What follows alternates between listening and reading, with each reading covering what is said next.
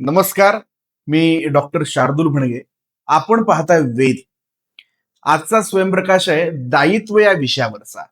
दायित्व म्हणजे आपण स्वतःहून घेतलेली किंवा आपणाला इतरांना देऊ केलेली जबाबदारी.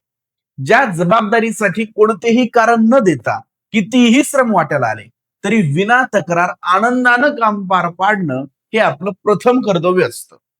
मुळात दायित्व ही दुसऱ्यानं सांगण्यापेक्षा स्वतः समजण्याची किंवा समजून घेण्याची अधिक बाब आहे. आपले काम पूर्ण झाले नाही याचे कळत न कळत एक प्रकारे दडपण, धाक, भीती ही आपल्याला असली पाहिजे. अन्यथा आपल्यामध्ये आळशीपणा वाढीस लागतो. दायित्व हे व्यक्तीला अनुभव संपन्न आणि त्यानेच परिपूर्ण बनवते. श्रमप्रतिष्ठा, वक्तशीरपणा हे गुण आपल्या अंगी असले की कोणतेही दायित्व माणूस आनंदानं स्वीकारतो आणि समाधानानं पूर्णत्वास नेतो. ज्या क्षेत्रातील दायित्व माझ्यावर असेल तिथे मी तन मन धनानं माझं सर्वस्व अर्पण करत त्या क्षेत्रातील एकमेवा द्वितीय होण्याचा प्रयत्न करणार ही आपली ठाम भूमिका असली पाहिजे.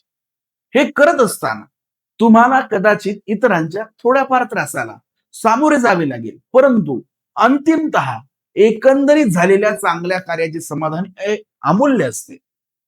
शक्यतो दायित्वाला बुद्धी, वेळ, कष्ट करण्याची तयारी, सर्वसमावेशक स्वभाव, प्रसंगी मान, अपमान, फायदा, नुकसान या सर्वच गोष्टी व्यक्त न होता केवळ सहन कराव्या लागतात.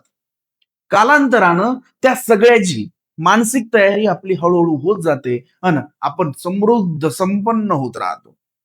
कवी दत्ता हलसगीकर म्हणतात, ज्यांची बाग फुलून आली त्यांनी दोन फुले द्यावीत, ज्यांचे सूर जुळून आले त्यांनी दोन गाणी द्यावीत, ज्यांच्या अंगणात झुकले ढग त्यांनी ओंझळभर पाणी द्यावे, आपले श्रीमंत हृदय त्यांनी रीते करून भरून द्यावे, आभाळा एवढी ज्यांची उंची त्यांनी थोडे खाली यावे, मातीत ज्यांचे जन्म मळले त्यांना खांद्यावरती घ्यावे. दातृत्व, सेवा हे देखील अप्रत्यक्षरित्या दायित्वाचेच भाग आहेत. खर तर दायित्व हे कृतज्ञ भावनेचे प्रतीक आहे. व्यक्तीच्या जन्मापासून ते अंतापर्यंत सृष्टीतील प्रत्येक घटकानं आपल्यावर कळत नकळत उपकार केलेले आहेत. त्याची जाणीव ही दायित्वाच्या माध्यमातूनच सिद्ध करावी लागते.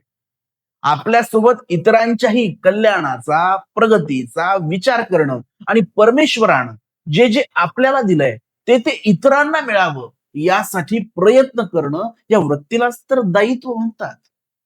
निसर्गातील प्रत्येकच घटकाला देवानं गुणधर्म ठरवून दिलेला आहे. त्या गुणधर्माची जाणीव होणं आणि त्यासाठी सतत प्रयत्नशील राहणं हा दायित्व निभावण्याचाच प्रकार आहे. दायित्व निभावताना आनंदानं निभावलं की मानसिक स्वास्थ्य सहजपणे टिकतं आणि केलेल्या कामाचा शीण येत नाही. परिस्थिती ही माणसाची दायित्व स्वीकारण्याची मानसिक तयारी करून घेते. दायित्वाला संधी समजावं की ओझं हा आपल्या दृष्टिकोनाचा भाग आहे. दायित्वानं माणूस व्यस्त राहतो, त्यामुळे नकारात्मक गोष्टींचा विचार करायला वेळ नसल्यानं मन कायमस्वरूपी सकारात्मक राहण्यामध्ये दायित्वाची मदत होते. दायित्व टाळणं म्हणजे आलेली संधी टाळण्यासारखं आहे. येणाऱ्या संधीला लाथाडणं म्हणजे आपल्यातील बलस्थानांची दरवाजे बंद केल्यासारखं आहे. हे आपल्या सर्वांगीण प्रगतीसाठी बाधक आहे. जे दायित्व आपल्याकडे आहे, त्या विभागाबाबत इतर सर्वच जण निश्चिंत असावेत. आपल्या समर्पणानं आपली ही प्रतिमा होणं म्हणजे आपलं यश आहे. आपल्याकडील दायित्वाच्या यश अपयशाची संपूर्णपणे जबाबदारी आपण स्वीकारावी. दायित्व निभावणं ही कर्तव्यपूर्ती असल्यानं येथे फलप्राप्तीची वा शाबासकीची अपेक्षा नसावी. या उलट मिळालेल्या दायित्वाबद्दल आपण भगवंताचं ऋणी असायला हवं. आवडलं? प्रतिक्रिया कळवा. धन्यवाद.